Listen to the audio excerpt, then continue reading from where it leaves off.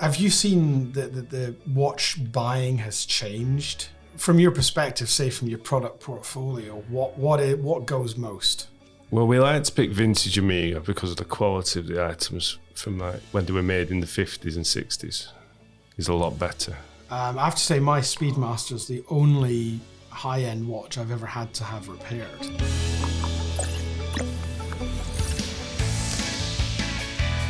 Hi everybody, I'm Richard, the editor of the WatchGecko magazine, and we're here with another one of our irregular video series.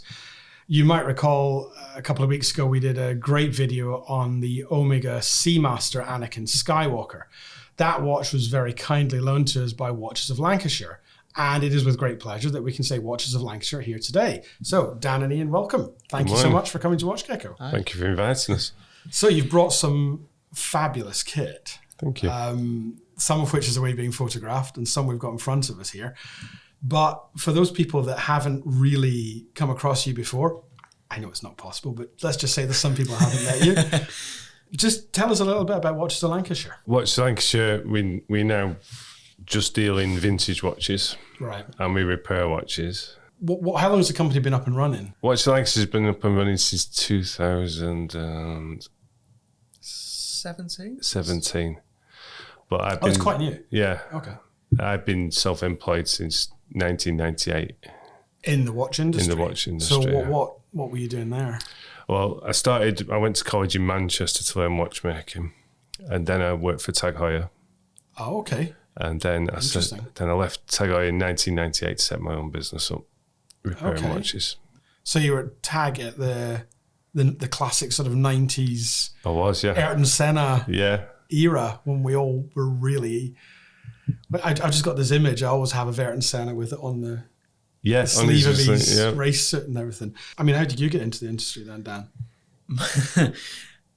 My mum worked for TAG Heuer at the same time. We've kind of seen a pattern here. Right. I always had a keen interest in watches. I was always buying little watches when we went on holiday, and then I went to TAG Heuer on work experience. Right. Okay. Loved it, and eventually found Ian when I left school at 16. So just from, excuse my ignorance here, how big was TAG Heuer's operation in the UK then? At that time? Very sizable. I think we had about 15 watchmakers. Right. And quite a big administration staff, distribution. So watches physically being made there? No, they were coming in from Switzerland and then just the distribution, yeah. Okay, and that was just for the UK market? Yeah, and after sales, yeah. It's interesting because as we were chatting earlier, so many of us, our first proper watch was a TAG. Mine was, as we were saying earlier, I came out of Die Hard 2 and the baddies were wearing TAG 2000 chronographs. Yeah. And I just had to have one. So mine was, I bought one of the Formula Ones, with the strap that you cut. They were dead small, weren't they? Yeah. 34 mil, 33 mil. Yeah, really small. But I was so proud of it. So you're just dealing in vintage watches now? Yes. Where do you source the watches, for example, now? We've got quite a lot being offered through the website, and we've got a couple of guys that are on the road routing around the antique fairs and car boots. They tip up probably once a month with new stock for us. Are there many Breitling Cosmonauts and car boots? Well, one or two maybe. And then we've got dealers from all over the country that are offering us stuff on a weekly basis. So yeah, we're buying. So how would you say, obviously from a commercial perspective, the buying is the key bit for you. Yep. What's your customer demographic? Who would you say is buying? Is it youngsters getting into watches? Is it older collectors? It's very varied. Yeah. It 1 week you can get 3 or 4 young people. And it's the first watch, or it's maybe they're getting into collecting. And then the next week you can have someone who's in their 80s come along and wants another watch. It's really so varied. I'd love to be in my 80s and still buying. So what would you, that's really interesting. You mentioned youngsters and then you mentioned much older customers. Have you seen the watch buying has changed over, say, the last, certainly as long as you've been with TAG? Has watch buying changed? Is it become is it more than just a fashion accessory? Is it more than, because I was talking to somebody the other day who is the CEO of a watch company, and they outright said nobody today needs a watch. I think you used to get a watch when you were 21, and that was the watch that you would go through life with. Yeah. And now I think people will buy a watch and then buy another watch, and we'll have quite a few watches to choose from, and hopefully sometimes starts to spark to collect. So what is, from your perspective, say from your product portfolio, what goes most?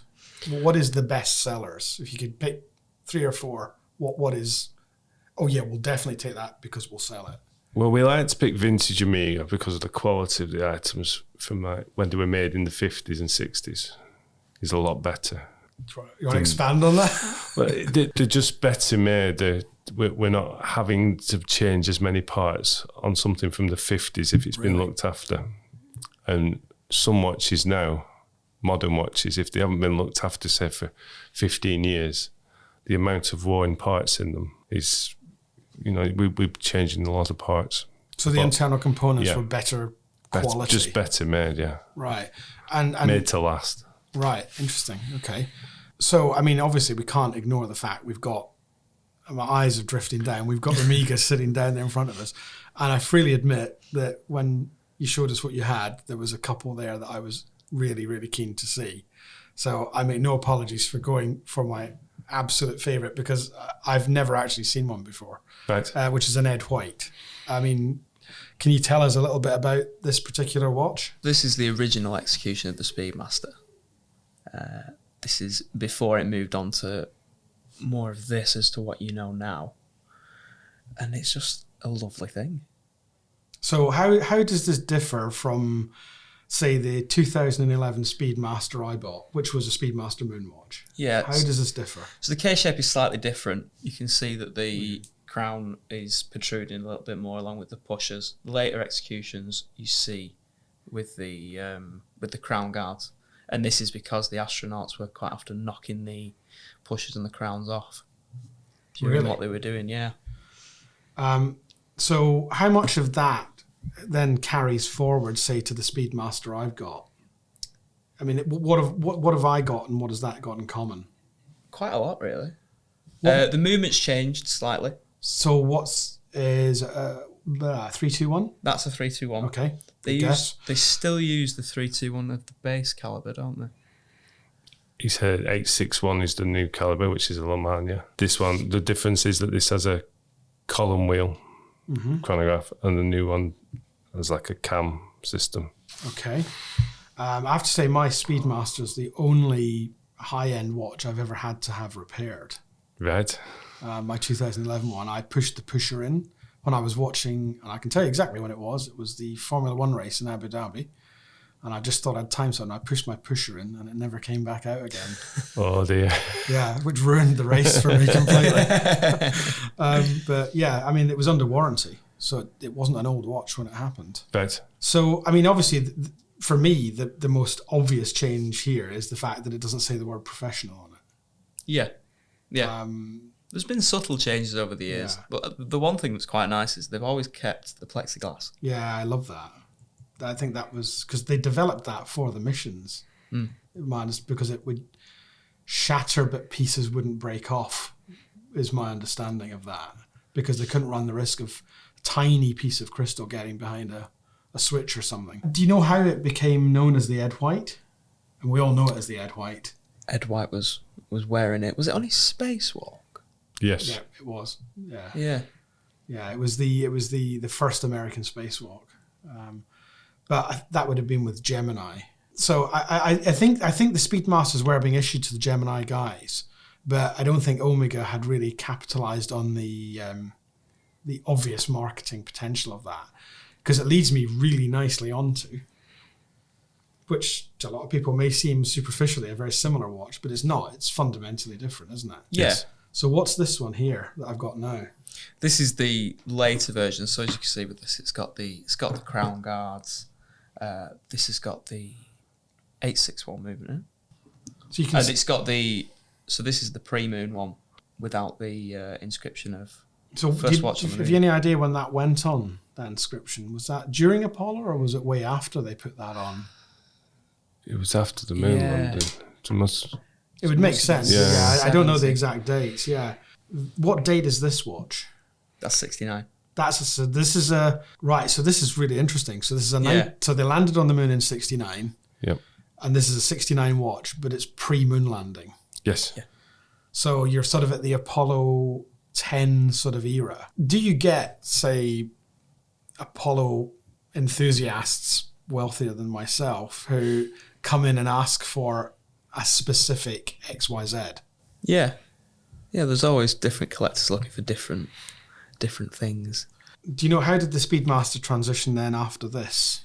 I don't think there wasn't too many changes after that. Yeah, because this really Just looks the like change mine. in the back. It's really similar. And then from then up until still today, it still looks identical. Yeah, okay. Going back to the business again for a minute, what would you say is the most expensive / rarest / most unusual watch that you've come across in the time that you've been selling? I think it'd be a Monaco that we sold. It was the Monaco was a 1970s caliber 12 1133B, which was in the collector's guide. There was a guy that did a collector's guide of Monacos, and it was the actual watch out the book, but it was that good you were scared to look at it. It was so crisp. It's like it had just come off the shelf. I'd just been hermetically sealed for 50 Hidden in a years. drawer. Yeah. It's amazing these things come up, don't they? Yeah. You'd be surprised how often they do as well. Really? Yeah. I mean, perfect watches from perfect watches a bygone era. Just been stuffed in a drawer, forgotten. I suppose it makes great for great collecting, doesn't it? Yeah, definitely.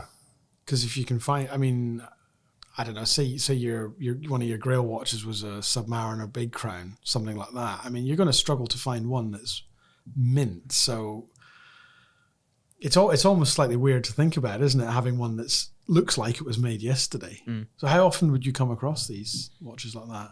Every few months. Really? I thought you were going to say about one a year. It depends what it is. Sometimes you can go a long time not seeing something, and then all of a sudden, like buses, 3 can come up. And then I suppose from the other side of the coin, you must get watches that come along which look like a bus has driven over them. Yeah. But they're equally collectible, I assume, in their own way. Some people like mint and immaculate, and some people like lived in look where they've got the history. You know, someone's worn it, loved it. It's interesting because I've got a very good friend who knows exactly who he is because he'll be listening to this, who's bought a Submariner that he won't get wet. Right. Which is fine. But it's a little moment we have between us when we talk about it. And I'm wearing Explorer 2, which has been through the Kalahari Desert, the Wahiba Sands in Oman. It's been through the jungles of Southeast Asia, and it's been thoroughly, thoroughly used. And I always think tool watches bring out two very different sides to people's characters. And I think from a collecting perspective, it is, as you pointed out, it is quite interesting to have one where every ding and scratch can be accounted for. We were briefly talking about, I think, one of the most famous ones recently, which was the direct competitor to this watch, which I think, Ian, you and I both own. Yeah, the Bolivar. The Bolivar Apollo 15 watch. Yeah. When you look at the original that Dave Scott had, 4 hours and 50 minutes on the moon, and it looks wrecked. Yet that's the gem of that watch, because every scratch is a piece of lunar dust has done that. Yeah. So I think it's great. There's a place for both those, the battered ones and the heavily patinaed ones, and also the brand new ones. Yeah, definitely. I mean, talking of patinaed faces, moving on to the next one we requested, which I think we've had in this office before because we loved it, which is the Tudor Sub. What's the age of this watch? What do you know about this one? 1971. Wow. And it's in great nick for what it is. It's superb, isn't it? Yeah. Can you just give us a potted history at all, if you know it, the commonality between this watch, say, and a similar era Submariner? Pretty much the same thing. They're just with the different branding, different movement. They're both cased by Rolex. Mm-hmm. Tudor used different movements. Obviously, you've got the snowflake hands, which is the iconic look of the Tudor Sub, which I think is much nicer than the Mercedes hands of the Rolex. What are you saying? No, I agree. I think it's because the Mercedes hand is overused. It's on so many other watches. Yeah. This is iconic. This is, you look at this and at a glance, it's recognizable. What's interesting though is if you look at it from just about any other angle, you would quite innocently say it's a sub. Yeah, definitely. Until it turns over and it really catches your attention that it's not. It's a Tudor. These were, I presume at the time, these were cheaper than a Rolex. Yeah, definitely. And do you know why they developed that cheaper brand? Was it just to hit a different demographic? Yeah, it was a lot of people refer to it as the poor man's Rolex, which is quite a cruel. touchy subject, really, isn't it? It's quite cruel. But they weren't as popular, and they didn't sell as many, and thus they've become more collectible now. There aren't as many of them about. What movement does this have in it, say, as opposed to what a similar era sub would have? This will have an ETA in it. Right, okay. Whereas Rolex would have the in-house. Whatever, yeah. Probably. So they were buying in the movements for these? Yes. Right, okay. Would you say this is even more collectible than a Rolex Submariner now? I'd say it's rarer. Yeah. It's really interesting. I was talking to a friend of mine who's a very young watch collector, and he obviously has grown up in an era where Tudor is a completely separate brand. He makes no mental association between Rolex and Tudor at all. Whereas I do, being of a certain age, and I can see this, it's got Rolex written on the back of it. Yeah. And it's got the crown on the buckle, on the clasp. So he's fascinated by these early watches. And he was quite open. When I told him I was seeing this today, he said he would buy this overwhelmingly over a similar age Submariner. But that's interesting because that's a 24-year-old's 24-year-old collector's perspective. As a collector, it's something different. You could look at it and go, it's a talking point as well. Someone would look at it and go, oh, you've got a Rolex on. And you go, no, I've not. I mean, this one looks pretty clean. I mean, the indices and hands are just beautiful colour, aren't they? It's got a lovely patina. The dial's sort of spotted as well. Yeah, it is really lovely, yeah. So, staying with the underwater theme, one of my favourite watches of all time here, we've got a TAG Night Diver. Am I calling it by its right name? Yes, yeah. Many years ago, I used to own a TAG Heuer 1000 series, which is one of my watches that I now bitterly regret selling.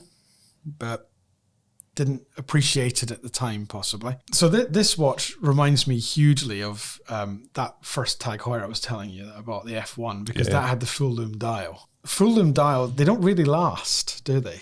No, sun and water can damage them quite badly. Yeah, I mean, I noticed that, there was obviously superluminova or something in the hands of my TAG because the hands and everything lasted longer than the full lume dial did.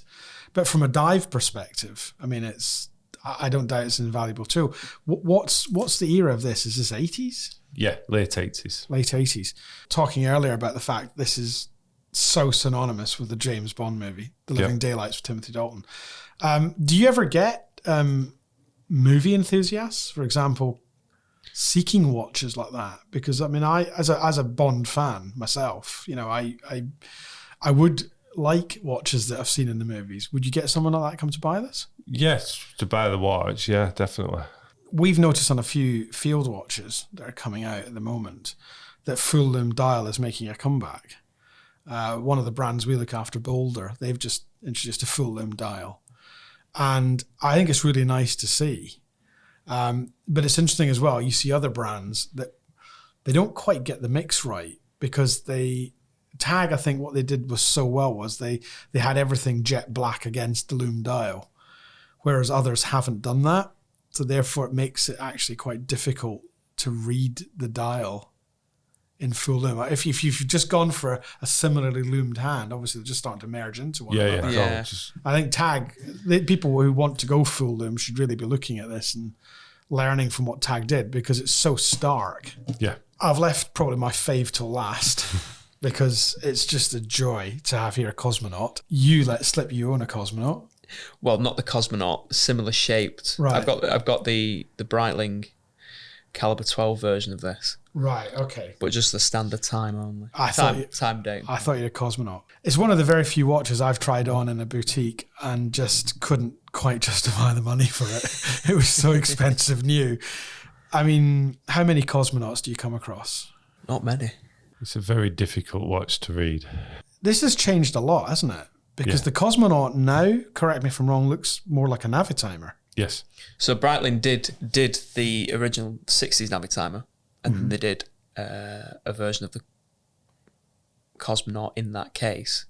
But then this was portrayed as the first water-resistant Navitimer. And then they did it with the Cosmonaut as well. For the benefit of people who haven't come across the Cosmonaut before, I mean, the most glaringly obvious thing is that the dial is incomprehensibly busy. And it tells the time in 24 hours, not 12. Yeah, it can get quite confusing. It can, and it's got a slide rule just to completely finish you off. It's everything you could ever need to fly an aircraft in a watch. It's quite incomprehensible, the calculations you can do with this. I mean, the most famous one of all, I presume, unless you've got any other stories, was it Scott Carpenter? Yeah, Scott Carpenter it was. In Aurora 7, which was the original Mercury capsules, he had that. Right. He wore one. Obvious choice because NASA didn't have a watch at that time. And he wore it because, and my understanding, and I could be wrong on this, no doubt someone will correct me, I think Scott Carpenter actually asked Breitling to create a Navitimer with a 24-hour dial. And I think that's where it might have come from. Well, they've recently re-released it. Right. Have you seen the re-release of the Breitling Navitimer? So they did a big re-release with his watch as well next to it. Wow. Obviously, it's not in the greatest not condition. looking so good, is it? No, because it wasn't waterproof either. Yeah. So it's all, you can't tell the time on it anymore. Yeah. The re-release looks really good. Yeah, that's actually quite a famous story that his watch survived the Aurora 7 orbit. And then when he was pulled out of it by the divers, because it splashed in the ocean, that killed the watch. They didn't think about that. But no, I mean, the 24-hour dial, I mean, I've got a 24-hour hand on this watch, and the GMT Master, for example, has one. But to have a 24-hour dial is just so unique. And it's so perfect for a guy who is in permanent daylight or permanent darkness. How can he possibly tell whether it's 3 a.m. or 3 p.m.? He can't. I think the only thing from my very, very limited experience of looking at them is you'd have to retrain your brain, I think, a little to tell definitely the time. Because I've had 50 years of looking at watch hands that I know that is 10 past 10. 10 past 10. But that's not what that's going to read on there, is it? Well, you wore it for a week, didn't you? It was. You had no idea what time it was. You're just constantly late or early for everything. So was it genuinely quite hard to get your head around? After a week, I was getting my head around it. See, that's really cool, isn't it? That's really cool. I'm afraid we're not going to have this for a week, but it is fascinating to look at it and think. At the moment, in my mind, it's pointing to 20 past 6. Mm. Be that PM or AM, but it's not. It's telling me it's 20 past 12. Yeah. Yeah. You really would have to retrain your brain. I think that's what makes this such an amazing collectible watch. The fact that we always love that. We always joke in the office here about the fact that whilst we love a good quartz watch, don't get me wrong, like the Bulova, it's cracking quartz. Yeah. There's something about an automatic or a manual wind that kind of needs you to be alive. And I think the level of human interaction with the Cosmonaut required just to make it work, to me, separates it from everything else. It's just an amazing bit of kit. So I think what we'll do is we'll get some more watches in now, and we can have a look at the second half of the collection.